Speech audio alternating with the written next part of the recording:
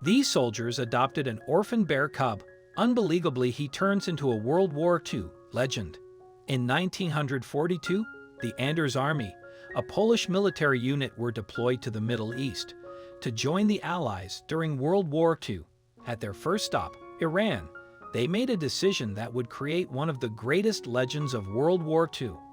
This fiction-like real story depicts how an orphan bear cub went on to help turn the tides for Allies forces in World War II, and how a little cub was molded to serve as a corporal in the war.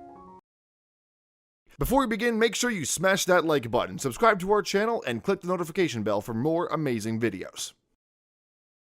The Polish soldiers marching on their way to Iran's capital, Tehran, met a young boy carrying a very unusual item in his bag, a Syrian brown bear cub.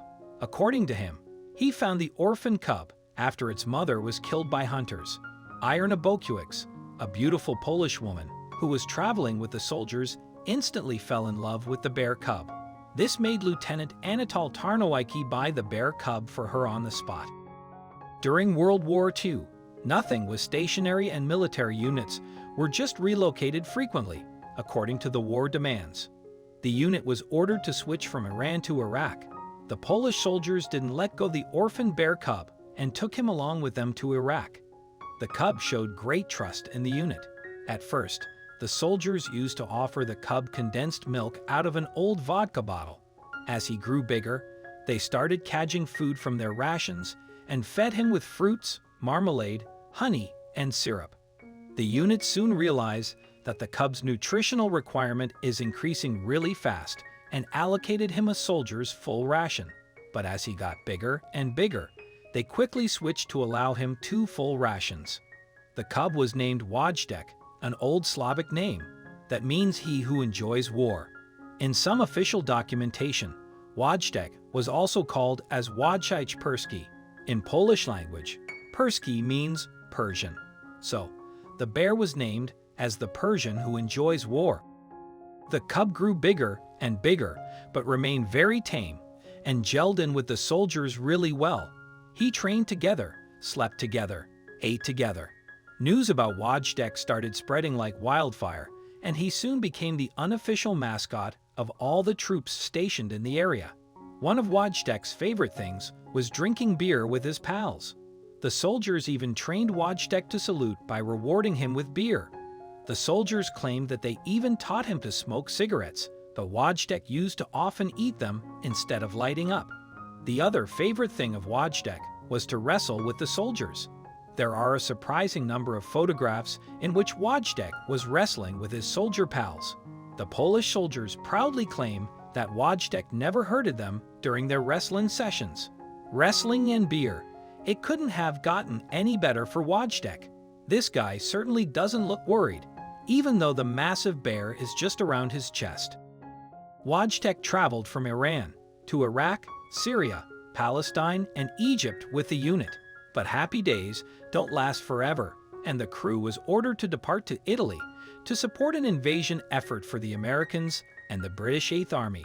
The Polish soldiers got afraid that they would have to leave Wojtek behind, and it was time to part ways from their unique best friend. What decision was taken?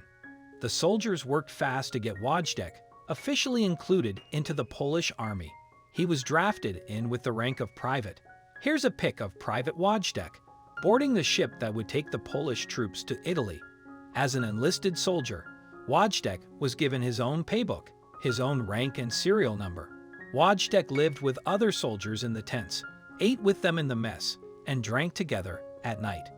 Now, it was time for Wojtek to repay the love showered by the Polish army on him and contribute in the battlefield. Wojtek got the chance to prove his utility as a soldier in the Battle of Monte in 1944. The troop used his immense strength to carry the heavy boxes of artillery shells in rough terrains.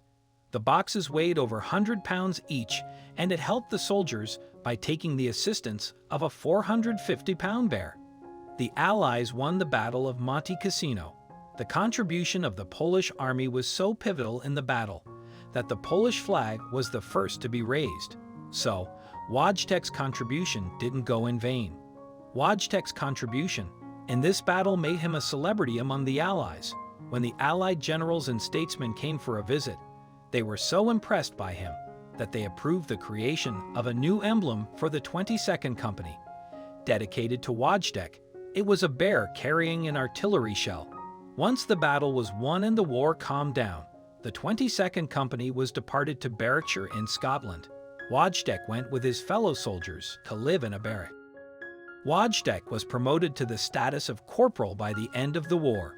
A large portion of his company decided not to return to a Soviet-controlled Poland, and Wajdek then stayed with his fellow soldiers in Scotland. The fact that a bear served in an important battle victory made headlines in Scotland, and Wajdek soon became popular among local civilians and the press. The Polish-Scottish Association gave Wajdek the accreditation of one of its honorary members, but Scottish Federation rules were different, and it didn't allow a bear to live freely in civil areas.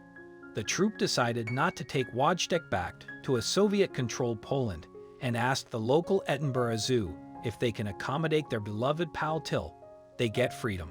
During Wajdek's time at the Edinburgh Zoo, the troops would visit him frequently, talk with him, and toss cigarettes towards him. The zookeepers claimed that whenever Wajdek heard anyone speaking in Polish language, he cheered up. The day of free Poland never came, and we now know that Poland was under Soviet rule for another 40 years. For the rest of his life, Wajdek remained at the Edinburgh Zoo. In 1963, at the age of 21, the bear passed away. Wajdek became a symbol of the free Polish struggle and an emblem of their heroic service. Many public memorials in commemoration to Wajdek have been created.